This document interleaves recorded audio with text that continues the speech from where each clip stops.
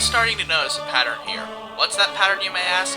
Well, all up until this point my countdowns have either been from worst to best or have been positive countdowns. However, this is my first countdown that is strictly negative. This is on my top 10 least favorite bosses in video games. Let's face it, as gamers we all have bosses that we just can't stand fighting. Whether they be cheap, annoying, punishingly difficult with difficulty spike, like anticlimactic, disappointing, or whatever negative adjective that I haven't already shared right there. We just really do not like these bosses. So here I present my top 10 least favorite bosses in video games. Why least favorite as opposed to worst? Well, the thing is, these technically aren't the worst bosses in the gaming. In fact, some of these bosses I just flat out hate mainly because I'm bad at, and they're technically not really that bad bosses. However, some of them just flat out are horrible bosses, no matter your opinion. So, with all that said, my only two rules, well, you know the usual one, the franchise only game that played it. Let's begin! Oh yeah, I hate the fights with Prince Vorkin from the Wonderful 101. For starters, what is so bad about these boss fights? Well, for starters, you're completely outnumbered. Vorkin has 100 men on his team and you likely don't have that many. Not to mention, he has a ton more Unite morphs than you do. He has all the ones you have, plus probably some other ones that you can never get until later in the game when these fights aren't around. But not only that, he can KO your teammates really quickly and you have to go over to get him up. I can never find a way to hit him constantly. It just doesn't work. He's too small of a target and you just can't hit him that easily. Not to mention, he has as much health as a boss, which wouldn't be a problem except for the fact that at 3 out of the 4 times you fight him, he is a mini-boss. And yes, I said 3 out of the 4 times. You have to fight this guy 4 times. Well, technically there are 2 phases to the last fight with him, so I guess you could say it's 5 times. And the thing is, I do like this guy as a character, which is more than I can say for any of the other villains in the game. I just can't stand his boss fight. At first, this guy was actually going to be number 1 on my list, but then I realized, technically it's not that bad of a boss, I just stink at it. And it's true. You see, I play the Wonderful 101 on very easy mode, and the only time I ever die is in the fights with this guy. Well, and the final boss, but that's kind of expected. Fights with this guy are all in the first half of the game. Overall, I feel that Prince Vorkin was a great concept for a boss, and he was a good character, but the boss fight itself, I just really cannot stand. That's all. Wait, so Hades' Heart isn't on this list? Yeah. I may be a huge fan of Kid Icarus Uprising, but Hades' Heart is not on my list as the worst boss in the game, and I have very good reasoning for that. You see, Chapter 23, chapters Hades' Heart appears in, I hardly ever play. However, Chapter 13, the Lunar Sanctum, where you have the second fight with Dark Pit, I play a ton, and let me tell you, it is not a fun experience. For some reason, the developers decided to give Dark Pit a huge boost in attack from the last time you fought him back in Chapter 6. Not to mention, this guy's a mini-boss. I can go in a pretty high intensity and get knocked down at least 2 pegs by this guy if I'm lucky. Not to mention, the reactor core in the middle of the room can attack you as well. Granted, it normally won't start until after you defeat Dark Pit. Even still, this guy's fast and his attacks hit really hard. Not to mention, if you're a completionist, you're going to hate the Lunar Sanctum, because there's an Intensity 7 gate in this level, and it's at the very end of this level. And since Dark Pit is a mini-boss, you're going to have to get through him, so you might as well play on Intensity 9 so you can at least afford to die twice without your intensity dropping too late for you to get past the gate. And even still, you still have the second half of the level to get through. This boss fight irritates me so much. At least it's only a mini-boss, which is why it's only number 9.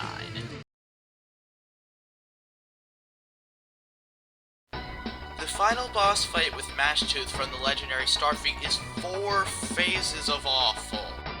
Let's start with the first phase. It's a forced loss scenario, which I don't normally mind. However, here, they make it painfully obvious that you can't win, not to mention giving you a horrible ability for this fight. And the thing is, if you upgraded a lot with your health and stuff throughout the game like I did, it'll take forever for him to kill you so you can get on with the fight. Yes, he has to kill you for you to get on with the fight. The second phase of the fight is nothing special. All he does is he charges at you and you have to jump up into the air and fall onto his head. Sounds simple enough, right? Well, he also shoots lightning at you, which admittedly isn't that bad.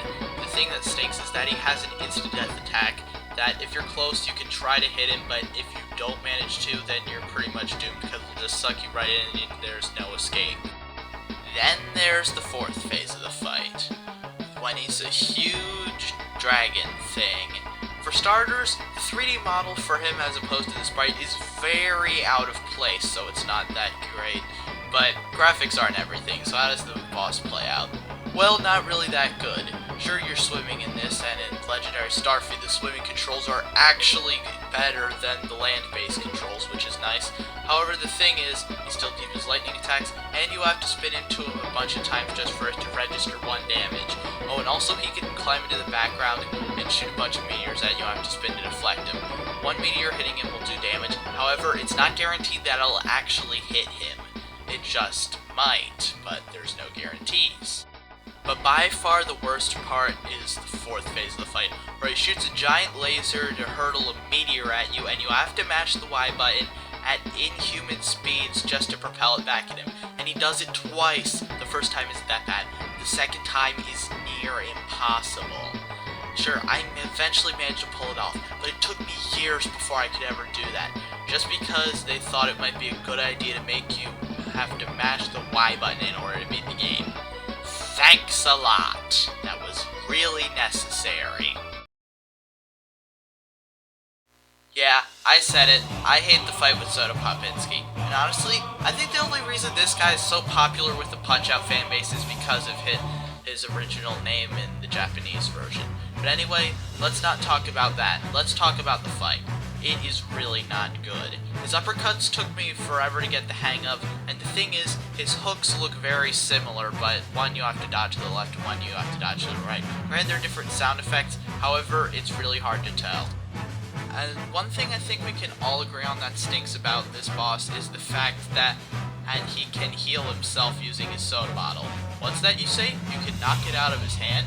Well, yeah, you can do that, but he'll go on a huge frenzy afterwards, plus you can't always knock it out of his hand.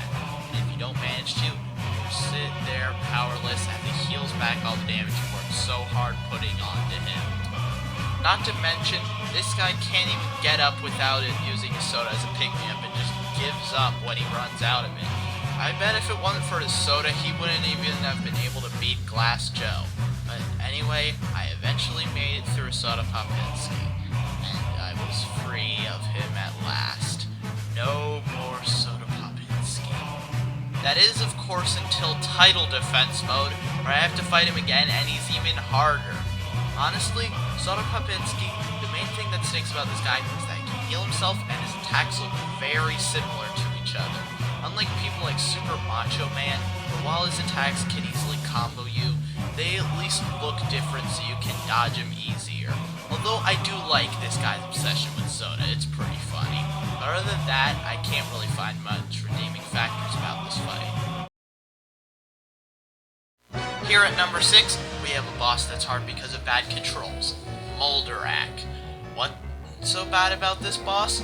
Well, let me sum it up. Basically, the Legend of Zelda Skyward Sword's sword play system where you have to have precise strikes isn't perfect. It can be unresponsive at some points. However, most of the game, it's not really that big a problem, although some people on the internet tend to make much bigger of a deal out of it than it actually is. However, the fight with Moldarak, it's a real problem. Why? Well, for starters, all the strikes you have to do on him are either diagonal or jabs, which are a lot harder to pull off than vertical and horizontal strikes. Not only that, but his attacks can be really powerful and you get stunned if you hit him the wrong way. And maybe it's just me, but the sword controls seem even less responsive in this fight than they do normally. Even still, a lot of people on the internet seem to think this guy is easy. Honestly, I strongly disagree with that. Even if he is easy, you have to admit, it's not exactly good controls in this fight. Devob's final boss, and oddly its only boss, Comrade Black, is really not a very good boss fight. To start off, how do you beat this guy? By painting in pillars that are shooting out of the ground.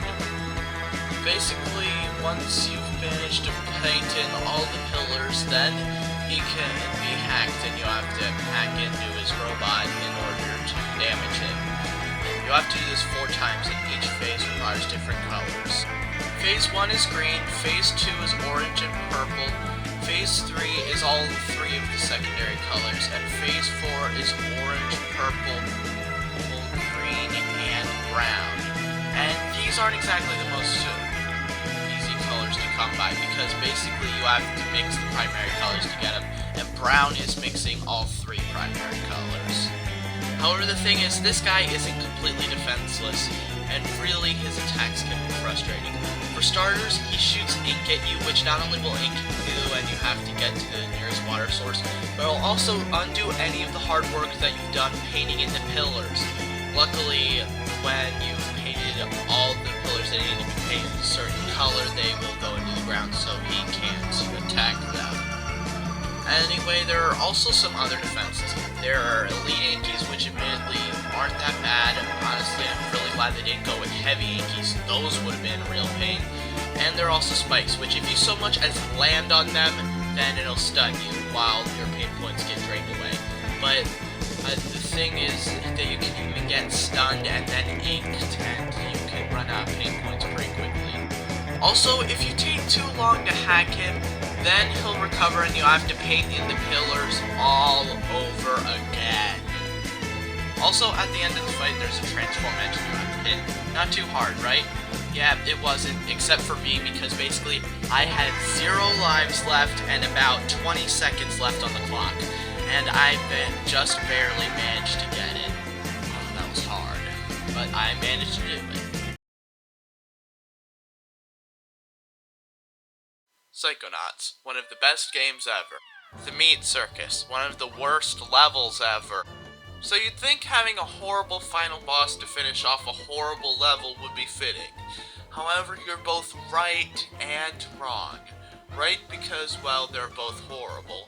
Wrong because they're horrible for the exact opposite reason.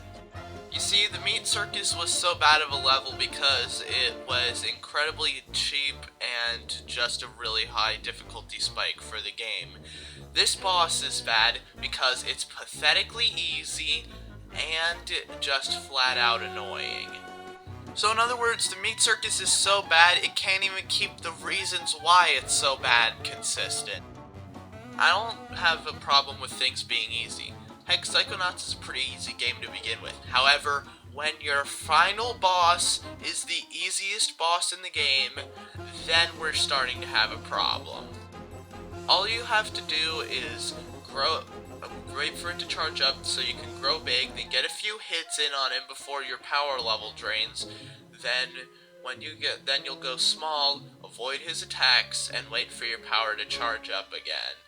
And the power drains faster than it charges up. But however, avoiding his attacks is a lot easier than it actually seems. You can just get in your levitation ball and run away from him. Heck, you can even just stay in one place and keep activating your shield to keep him from stomping on you. It's really not that hard to avoid his attacks. I expected a lot more from this game for the final boss. But then again, it is at the end of one of the worst levels ever, so it's sort of fitting, I guess. On to the next entry. The reason the boss looks a lot harder here than me describing it is mainly due to the fact that the one I'm describing is with the rebalanced mean Circus fix, while here it's without the rebalanced mean Circus fix. Those of you who see my Let's Play know how much I hate the fight with the Mad Doctor. For those who haven't, which is most of you, allow me to enlighten you. For starters, well, most people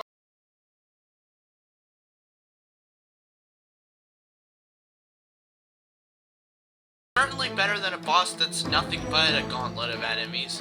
Basically, fight with the Mad Doctor just like any fight in Epic Mickey. There are two ways to beat him, to redeem him or defeat him, and both ways are pretty frustrating.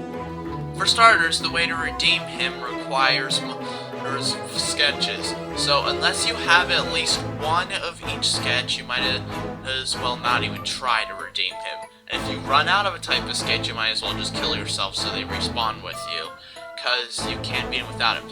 Sure, you can get sketches by killing the Beetleworks, but it's highly unlikely that you'll survive long enough to do that and kill the Beetleworks.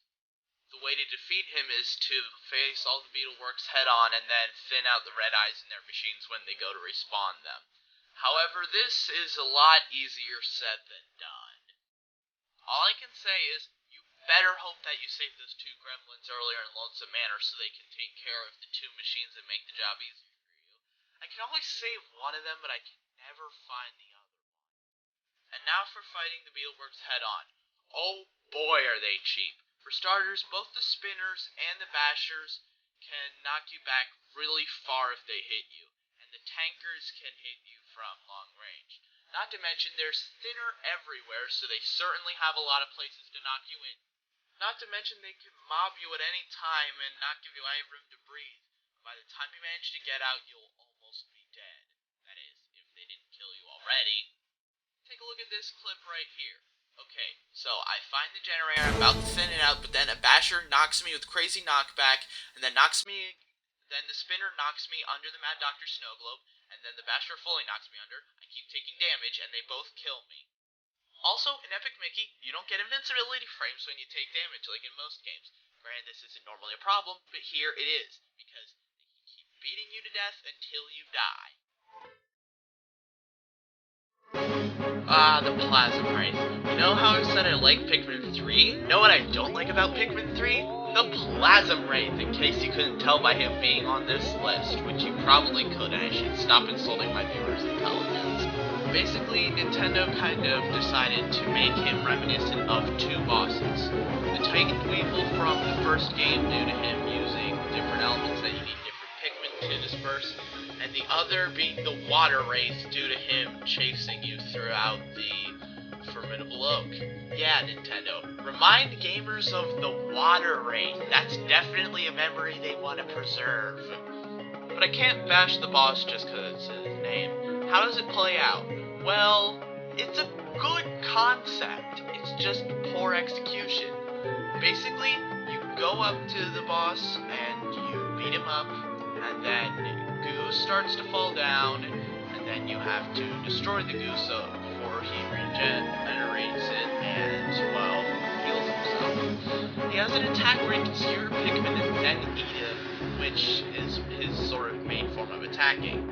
Also, sometimes he has big goo balls that basically you would need a specific Pikmin type to destroy because of different elements. Red has fire, or yellow has lightning, blue has water, and rock has glass, which is probably the easiest.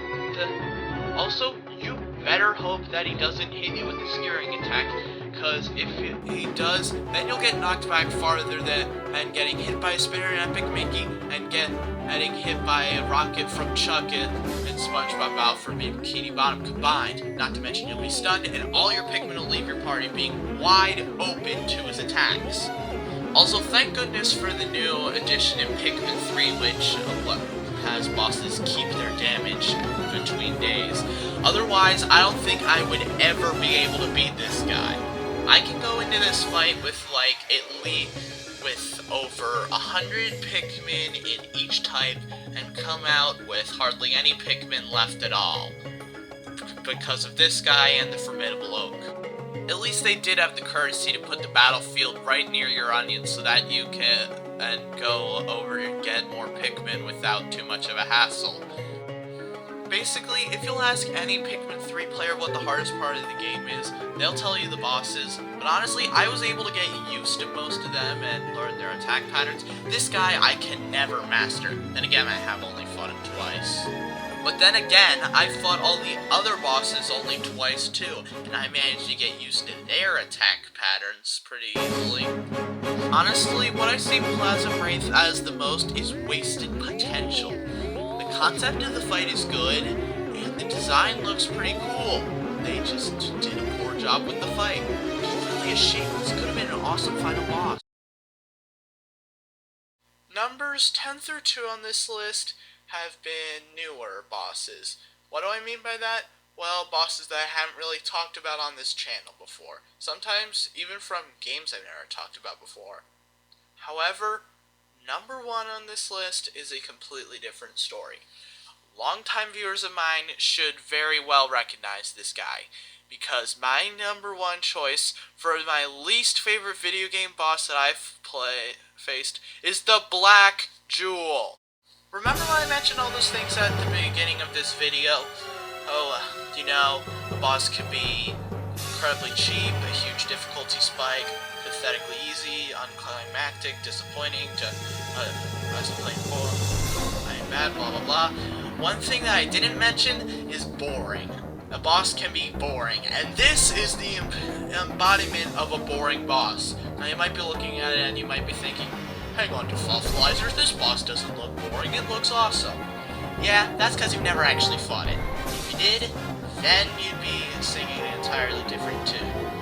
How do you beat the Black Jewel exactly? Well, basically, he'll shoot 5 crystals into the ground, and then you have to go over to each crystal, then punch it open, and once you punch all 5 open, it'll cause it to fall to the ground, and you can damage it. Do this 8 times, and then he's dead. Oh, and also he'll create walls of fire that will block you, and occasionally also a shockwave attack, which by the way is probably the most interesting part of this fight right here. And you have to do it 8 times until he's finally done. Now, I know what you're thinking. That's not so bad.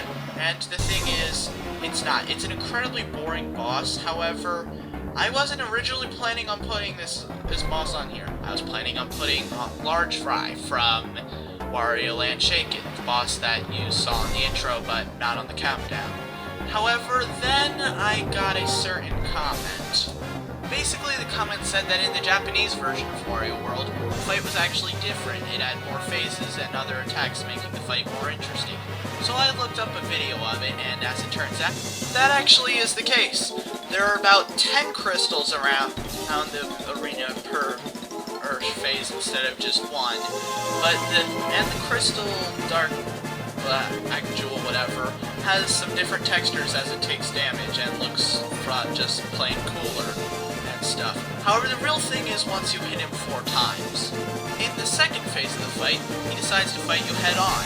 Basically, falling into the battle arena causing shockwaves, waves causing more shockwaves, creating rings of fire, or even just spawning a bunch of rocks nearby. Now, that's pretty cool, but question. Why wasn't this in the American version of the game? Seriously, why? The Japanese version got this awesome boss, but we got stuck with the lame repetitive Black Jewel. It makes no sense. And that is why the Black Jewel is my number 1 least favorite boss in video games.